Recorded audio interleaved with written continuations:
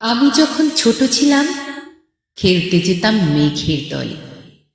একদিন এক মেঘবালিকা প্রশ্ন করল কৌতূহলে, এই ছেলেটা নাম কি রে তোর?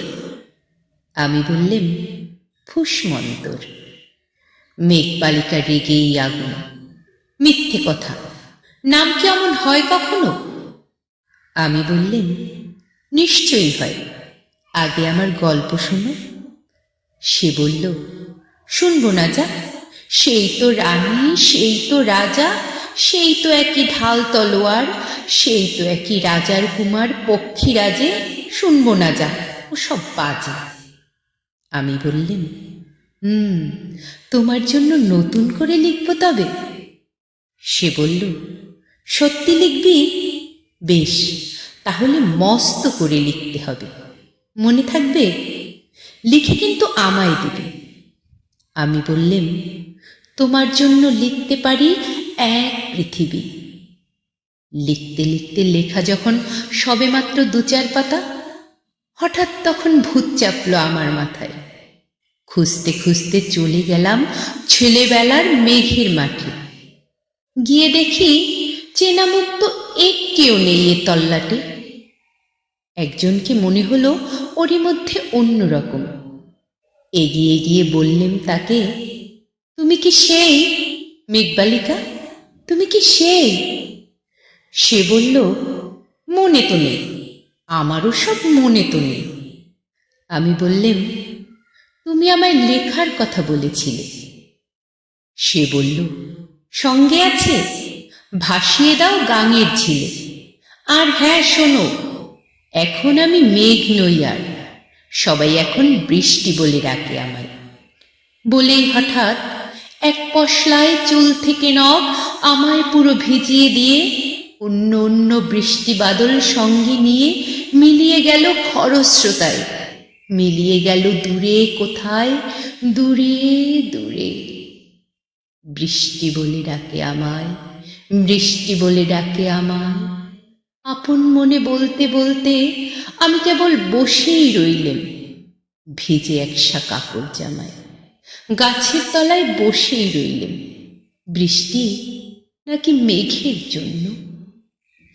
এমন সময় অন্য একটি বৃষ্টি আমায় চিনতে পেরে বলল, তাতে মন খারাপের কি হয়েছে, যাও ফিরে যাও, লেখো আবার। এখন পুরো বর্ষা চলছে, তাই আমরা সবাই এখন নানান দেশে ভীষণ ব্যস্ত।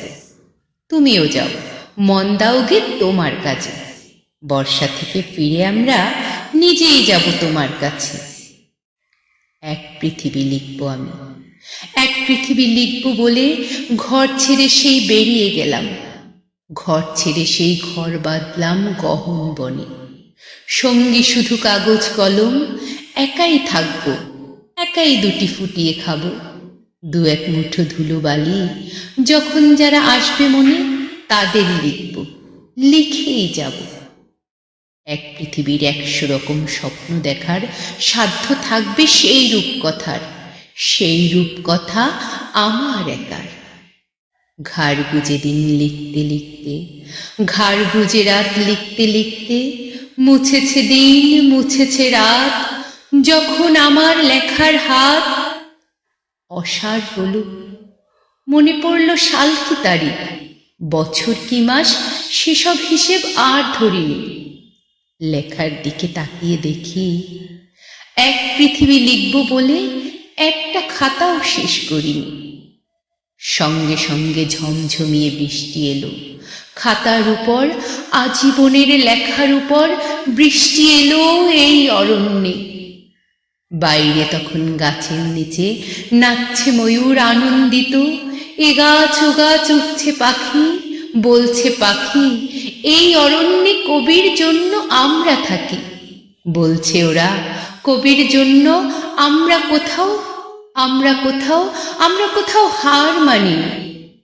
কবি তখন কুটির থেকে তাকিয়ে আছে অনেক দূরে, বনের পরে, মাঠের পরে, নদীর পরে, সেই যেখানে সারা জীবন বৃষ্টি পড়ে, বৃষ্টি পড়ে, সেই যেখানে কেউ যায়নি, কেউ যায় না কোনো দিনই। আজ সে কবি দেখতে পাচ্ছে সেই দেশে সেই ঝর্ণা তলায় এদিক ওদিক ছুটে বেড়ায় সোনায় মোড়া মেঘ হরিণী, কিশোর বেলার সেই হরিণী।